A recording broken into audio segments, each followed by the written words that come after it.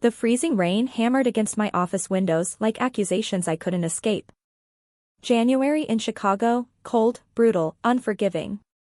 I hunched over my keyboard, fingers flying across spreadsheets, untangling a supply chain crisis that threatened 3 continents worth of shipments. My phone lit up with Mom's name, and I smiled reflexively, reaching for it while saving my work. I'd just wired $4,000 that morning, every penny of my carefully hoarded bonus, to book the family's flights to Italy for Nicole's wedding at Lake Como. Hi, Mom. Did you get the Abigail, honey? Juniper Rhodes had that particular chirpy tone she used for delivering bad news. There's been a small change to the sleeping arrangements at the villa. My fingers stopped moving. Outside, the gray sky pressed closer. The groom's business partner, he's very important, dear, invested in Marcus's startup. Well, we gave him your room. The words didn't land immediately. They hovered in the air like smoke before suffocating me. Where am I supposed to sleep? Oh, you're so resourceful, sweetheart. There's a perfectly nice youth hostel about 5 miles from the villa. 3.5 stars. A youth hostel. While Nicole and Marcus took the master suite. While Emily occupied the Lakeview room. While my parents settled into the guest cottage. Mom, I just sent you $4,000 this morning. Did you? A pause. A very long pause. Well, about that, honey. Emily really needed good photos for her Instagram. The lighting in economy is just terrible. So I used that money to upgrade her to first class. My hand tightened around the phone until my knuckles went white. And, my ticket? Oh, you always figure things out, Abigail. There's an economy flight with 3 layovers, Newark, Reykjavik, and Frankfurt, that gets you there just in time for the reception. 17 hours of travel time. You might miss the ceremony, but you don't mind flying economy, do you? You're not fussy like Emily. You always figure things out. The words detonated in my chest. My vision tunneled as a slideshow began playing in my mind. 10 years of memories flickering past like a demented PowerPoint presentation. Filing their taxes every April because Dad couldn't figure out TurboTax. Resetting the Netflix password monthly. Driving across town at midnight to pay Dad's parking tickets before they went to collections. Explaining to Emily how to dispute credit card charges. Teaching Nicole how to use mail merge. Fixing the Wi-Fi. Programming the thermostat. Updating their phones. Remembering everyone's birthdays. Sending the Christmas cards. You always figure things out. Not a thank you. Not, we appreciate you. Not, what would we do without you? Because I was a utility. A free service. A tool to be used and discarded when no longer needed. My phone buzzed. An email notification. I pulled it away from my ear. Confirmation, first class upgrade. Emily Rhodes. ORD to MXP. $4,127.50. There it was. My $4,000. My bonus that I'd earned working 16-hour days during the port strike. The money I'd saved by bringing packed lunches and skipping coffee shops. Converted into champagne and lie-flat seats for my 24-year-old sister who'd never worked a full-time job in her life. Something inside my chest didn't break. It didn't shatter. It froze. Like water turning to ice, every warm feeling I'd ever had toward my family crystallized into something hard, cold, and permanent. Honey? Are you still there? I didn't scream. I didn't cry. My voice when it came was terrifyingly calm. I'm here. Oh, good. So you'll look into those economy flights? And maybe bring some snacks. I have to go, Mom. There's something I need to take care of. I hung up. Then I reached down and opened the small safe hidden beneath my desk, behind the box of printer paper no one ever touched. My fingers found the worn passbook immediately. And Violet's savings account. $120,000. Aunt Violet, my father's eccentric older sister, had died 3 years ago. At the funeral, 2 hours before she collapsed, she pulled me aside and pressed the passbook into my hands. "This is for when you can't stand them anymore," Aunt Violet had whispered. "Not if. When. Because they'll drain you dry, sweet girl. This is your escape hatch. Use it." I opened my desk drawer and pulled out paper. My hand was steady as I wrote one sentence. "Mom, you're right. I do always figure things out. And I'm going to figure out my own life starting right now." I called my mother back. She answered on the first ring. "Did you find a flight already?" "Mom?" I interrupted, my voice like steel wrapped in ice. "You're right. I do always figure things out. And I'm going to figure out my own life starting right now." I hung up. Then I powered off my phone completely. The next 48 hours were a blur of calculated destruction. Friday morning, I walked into Hunter Vance's office and placed my resignation letter on his desk. He tried to threaten me with his non-compete agreement, 12 months, North America and Europe. I smiled. "I'm going to a place you don't even know exists on a map." "What's that supposed to mean?" "It means your non-compete specifies North America and Europe, but the world is bigger than your limited geography knowledge suggests." By noon, I'd sold my car to CarMax for $18,000 cash. The weekend was spent liquidating everything: furniture on Facebook Marketplace, my laptop, my beautiful Italian espresso machine that I'd bought after making the final payment on Mom's medical bills. Joshua had inherited all of Dad's life insurance money, $75,000, and had laughed when I asked him to help with Mom's hospital costs. Now I was selling the only thing I'd ever bought for myself, just for joy, to fund my escape. Total funds, $12,800 from sales, $7,500 from savings. I opened an HSBC expat account my parents knew nothing about and transferred everything. At 9 p.m., I set up a scheduled email to send on the 1st of every month: "I am still alive, safe and healthy. Do not waste time filing a police report. I will not reply to anyone. Proof of life without giving them any way to find me." At midnight, I bought a one-way ticket to Lima, Peru. South America. Not North America. Not Europe. Hunter's non-compete didn't touch it. The plane lifted off at 3 a.m. I watched the lights of Chicago shrink below me, then disappear into darkness. While I was gone, my family crumbled. 3 days after I left, Dad tried to log into his investment account and discovered the two-factor authentication codes were sent to my phone, the phone I'd destroyed. They couldn't access their bank accounts. Couldn't pay their bills. The IRS estimated tax payment I'd always set up automatically was missed. Penalties accumulated. Interest compounded. Total bill, $98,000, due immediately. Emily continued her spending spree through Italy: designer dresses, handbags, Michelin-starred restaurants. The credit card statement arrived, $53,000. Their credit score, which had been a pristine 810 when I was managing things, dropped to 680 in a single quarter. Nicole's wedding at Lake Como was chaos. Wrong flowers. Misspelled names on the seating chart.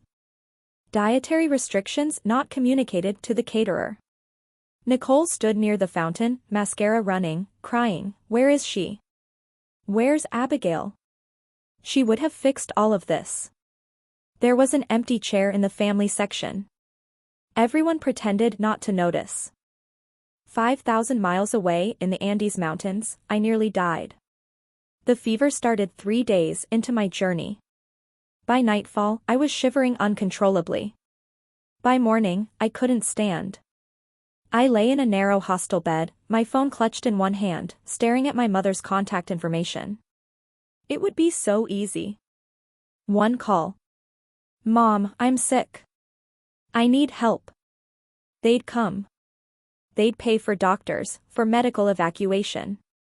Because that's what families did. But then I heard it echoing in my fevered brain: "You always figure things out." Not "we'll help you." Not "we'll take care of you." My hand loosened on the phone. It dropped onto the mattress. Rosa, the hostel owner, entered the room. She sat on the edge of my bed, lifting my head gently, spooning warm broth into my mouth, murmuring comforting words in Quechua. A stranger was showing me more care in 5 minutes than my family had shown in 5 years. 3 days later, I woke up weak but clear-headed. The fever had broken. What had died in those 3 days wasn't my body had survived. What had died was the part of me that needed them. That part was gone, frozen to death in a drafty hostel room. What remained was colder, harder, and infinitely more focused. Over the next 12 months, I became a ghost story in the supply chain world. I started small, using Aunt Violet's money to buy samples from local artisans. Alpaca wool scarves. Leather bags. Woven textiles that major retailers would kill for. I spent weeks in villages that didn't appear on Google Maps, learning which families had the best craftspeople. My reputation grew, the American woman with the cold eyes who pays fair prices and always delivers on time. By month 6, I had exclusive contracts with 12 family workshops. By month 9, I was shipping containers to boutique retailers in New York and California. By month 14, my net worth had tripled. I'd turned Aunt Violet's $120,000 into nearly $400,000. Then Beatrice Ford called. Beatrice Ford was a legend in logistics.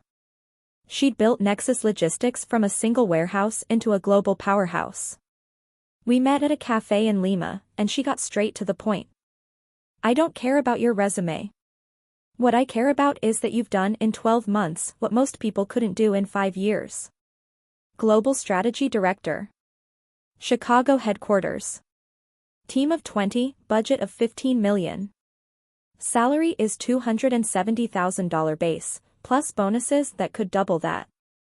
It was triple what Hunter had paid me. When would I start? I want you back in Chicago by the 1st of May. I'll take it. On May 1st, I landed at O'Hare. I'd left in freezing rain with 2 suitcases and a broken heart. I returned in sunlight with 4 suitcases, $400,000 in assets, and a job that made my old position look like an unpaid internship. I didn't call my family. Let them read about it in my automated monthly email. 3 months later, Hunter Vance discovered I was at Nexus. He lost a major contract to us and decided to destroy me. He contacted Emily through Instagram, offering her $10,000 for access to the family email account to find proof I'd stolen client information. Emily, broke and resentful after my parents finally cut off her cards, took the money. 2 weeks later, Hunter filed a complaint with Nexus's board of directors, presenting doctored emails and fake timestamps showing I'd stolen proprietary information. Monday afternoon, I walked into the board meeting carrying my laptop. Hunter presented his fabricated evidence with the confidence of a man who thought he'd already won. Then it was my turn. I projected the cloud audit trail, immutable logs maintained by Microsoft Azure that couldn't be altered by anyone. Every single piece of Hunter's evidence was proven false. The files he claimed I'd downloaded had actually been created months after I'd left the country, using his own administrator privileges. Mr. Vance didn't just make a mistake, I said calmly. He committed fraud. Then I revealed my research. Hunter had been systematically mislabeling shipping containers to avoid paying nearly 30% in customs duties. U.S. Customs opened one of your containers this morning.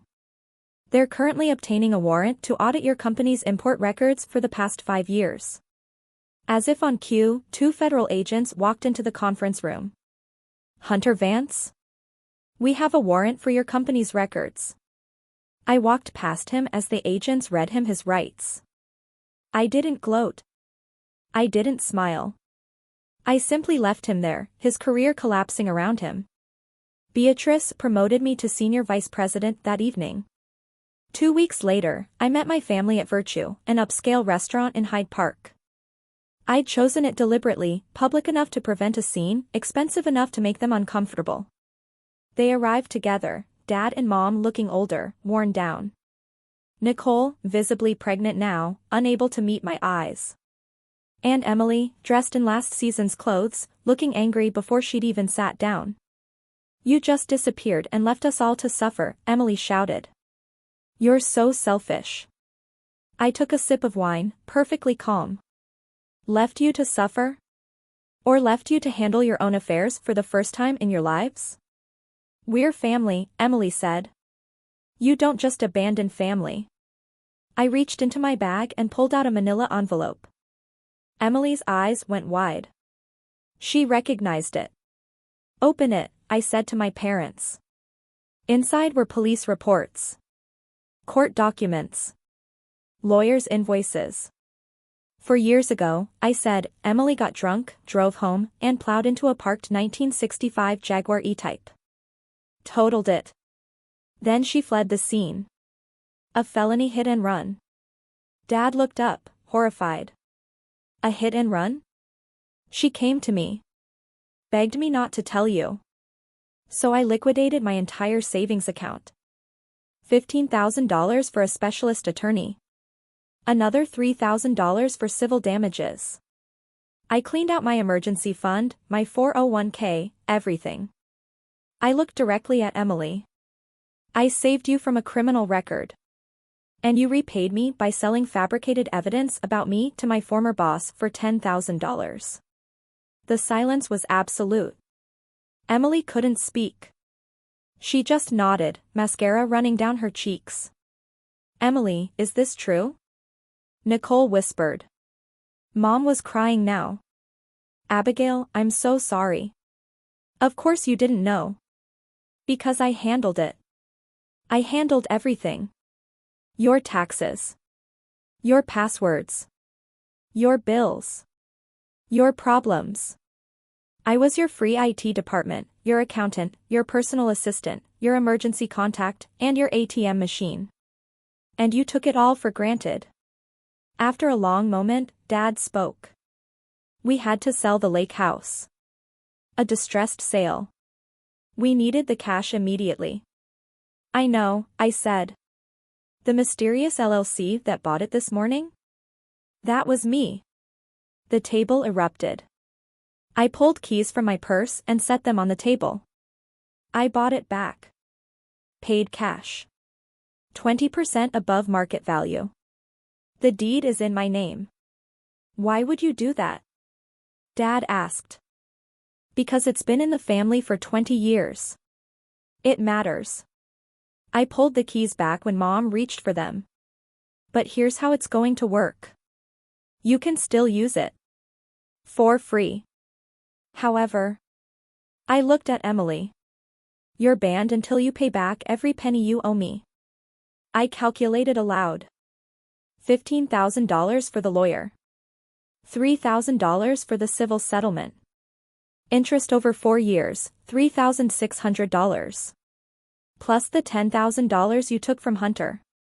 Grand total, $31,600. Emily's face crumpled. The lake house is my favorite place in the world. You earned this, Nicole said quietly. You did this to yourself. I stood, placing $300 on the table. Dinner's covered. Consider it a final gift.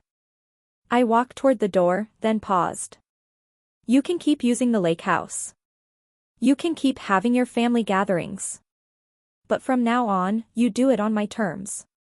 Because I hold the keys, I hold the deed, and I hold all the cards.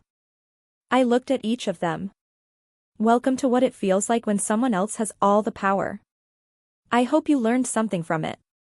2 years later, I sat in the first-class lounge at O'Hare, reviewing contracts for the Tokyo negotiation. Nexus was expanding into Asia, and Beatrice had chosen me to lead the initiative. My phone buzzed. Mom, happy birthday, daughter. I'm sorry for everything. I'm proud of you. It was my 30th birthday. A year ago, those words would have meant everything. Now, I felt nothing. Not anger. Not satisfaction. Just nothing. I typed 6 words, thanks, Mom. I'm busy in a meeting. Polite. Distant. Professional. The boarding call came. I settled into seat 1A, the kind of seat Emily had enjoyed on my $4,000. But this time, I'd paid for it myself. With money I'd earned. For a trip I'd chosen. Nobody had stolen it. Nobody had taken advantage of me. Nobody had assumed I'd just figure it out. The plane lifted off. Through the window, I watched Chicago disappear into the distance, becoming just another city on the map. I wasn't running anymore. I wasn't hiding. I was simply living my own life, on my own terms, answerable to no one but myself. I closed my eyes and smiled. For the first time in my entire life, I was free.